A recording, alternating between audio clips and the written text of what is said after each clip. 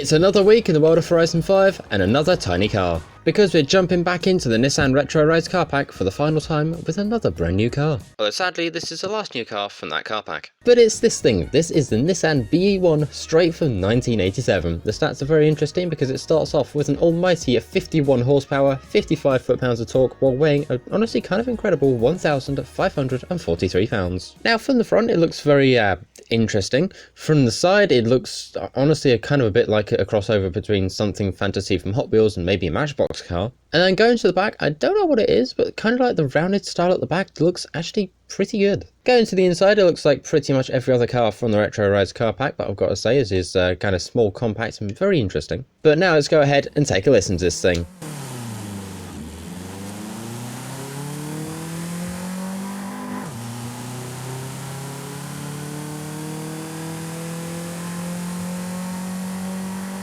So here we are now over in the upgrade shop. We're going to jump straight to conversion, over to engine swap and see what awaits us. We've got 5 different ones to choose from, including the 2-litre inline-4 VVT, the 2-litre inline-4 turbo. We also have ourselves the inline-4 motorbike engine, we have a 1.6-litre inline-4 turbo rally, and on top of that we have got ourselves the option to put a 2.6-litre 4-rotor racing engine in this thing. As far as I'm aware, that's the same one out the 787B. If you want, you can also go ahead and turbo this thing. And of course, this thing also starts out front wheel drive. You do have the option to make it rear wheel or all wheel drive, and we'll come back to that a bit later on. And now we go over to aero and appearance. Jumping over to the front, we have ourselves what I'm going to assume is just the... Actually, wait a second. Is that different Forza Aero that actually kind of looks good?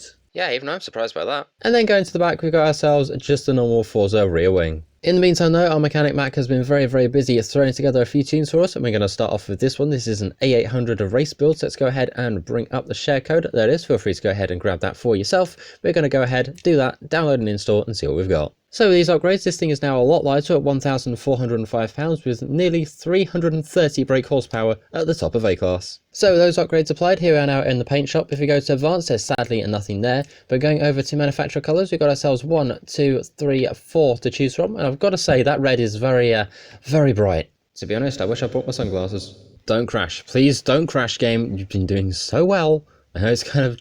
Oh, just give me the screen. There it is. Yeah, one job, Forza. So after a lot of waiting and several game restarts later, we are now back with the little BE-1, so let's go ahead, take this thing racing, and hope my game doesn't break again. And away we go, we're up against 11 other vehicles. We also have ourselves a fancy little paint job. We've been overtaken by 2 different ice setters, and we're front wheel drive. So all in all, it's kind of a little bit chaotic to start with, but hopefully we can try and make some places up. And about that ice setter, I'm sure it has insurance.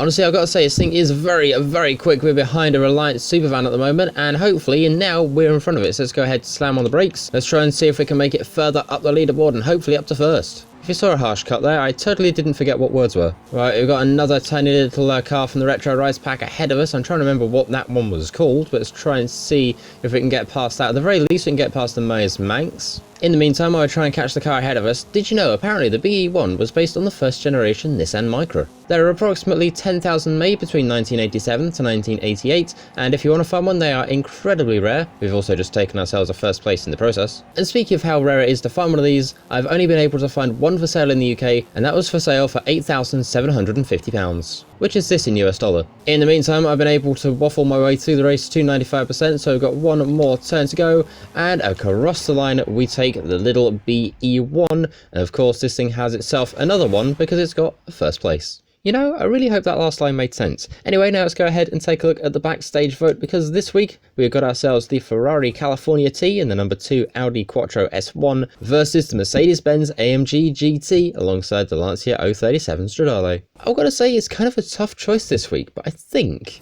we might go with the Lancia. Do you agree with that choice? Let me know in the comments. And now we go from road racing to drag racing, because Mac is back once again with a brand new team for us all. So let's go ahead and bring up the share code. There it is. Feel free to go ahead and grab that for yourself.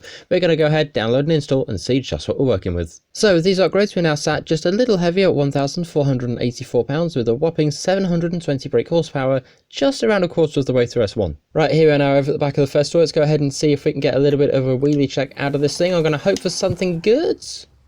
I mean, kinda. It just kind of like stalls out. To be fair, it was still a wheelie, so you know what, it passes the test. In the meantime though, here we are now back over at the drag strip. Let's go ahead and get ourselves onto some launch control, and away we go. Let's go ahead and see what we get out of this thing. That first gear was good. Second gear, it was very kind of unhappy trying to get into second gear. Third gear seems to be okay though, so let's go ahead and see what we can get through the camera. Hopefully something good. 183 through the camera, and off the end of the drag strip at a whopping 193. And as per normal, the brakes said no. However, now it's our turn to go ahead and have a little bit of fun with this thing. So we're going to jump straight over to conversion.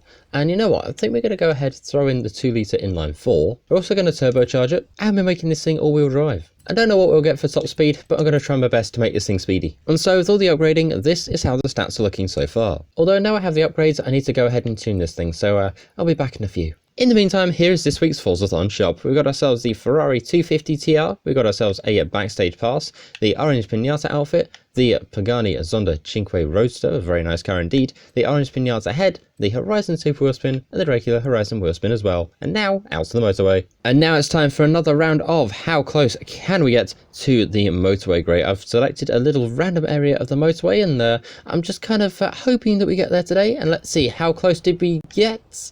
I mean, judging by the distance, we're nearly there. Again, so close, yet so far. In the meantime, now we're at the edge of the motorway, so let's go ahead and get ourselves onto launch control, and away we go with a tiny little BE-1. Let's go ahead and see what we can get out of this thing. It's got a decent amount of power, and it's incredibly light, so hopefully this is going to be a recipe for some very good top speed. And out of the speed zone at 213.27, we've still got the downhill and speed camera to go, and also Mechanic Mac decided to try and challenge us to get above 216, so I'm hoping that we might get that today too. Right, we should see the camera hopefully any second, and there it is, 215.6 going downhill. We've also got ourselves 217 and a Ford Bronco. Just going to go ahead and rewind out of that, you saw nothing. Anyway, with all that sorted, now we're back to the downhill. 217, 218, do we get any more than that? 219 for a very split second, which to be fair, out of this thing is actually kind of decent indeed. There's a sign, on the brakes we go. Do we get ourselves a good stop in distance from 219?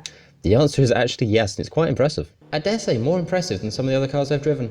Although, as you all know by now, we're not quite done with this thing, because every car that has the misfortune to have me as its driver ends up drifting at some point, so let's go ahead, throw this thing in, and see what we've got to work with. I'm hoping for something pretty good. As always, 30,000 is our baseline for a decent drift score, and that one's 40,371. And narrowly missing the wall too. Now, with a score of 40,000 to beat, can it do better? Going back the other way for run number 2, let's go ahead, throw this thing around, and see just what we've got. We're very sideways, 40,000 to beat, and we've done it, 41,559, which is a lot more than I expected from this thing. Anyway, that is this video on the little Nissan BE-1, the little Pike car inspired by the first generation Nissan Micra. By the way, that's a fact I genuinely didn't know until I started recording this video. And also the final car of the Nissan Retro Rise car pack, but don't fear, I've got plenty more cars on the way. And if any of the kind people at Horizon happen to be watching this and want to sponsor me a few extra car packs, I won't say no. In the meantime though, like I say, this thing is of course from the Nissan Retro Rise car pack, which will be a little bit of an extra cost on top of what you've probably already paid for this game. But for a car like this, I'd say it's worth every penny. In the meantime though, all that's left for me to say is thank you very much for watching. Like, share, comment, subscribe, all that cool stuff, and I'll see you in the next one.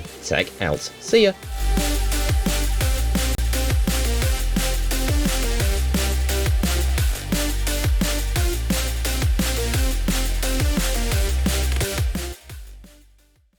Right, now to find a car for next week.